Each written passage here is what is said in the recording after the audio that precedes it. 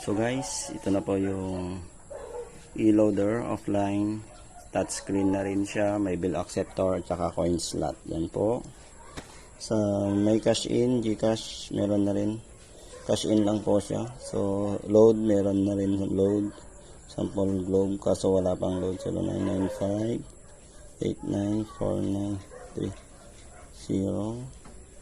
enter. So mamimili na lang po kayo rito kung anong gusto yung load. Sample natin is yan, regular load yan, 10 pesos or 20, enter. So mag credit tayo ng 23 kung sali, 23 pesos. Try po natin 5, 10, 15, 20. So 25 na lang.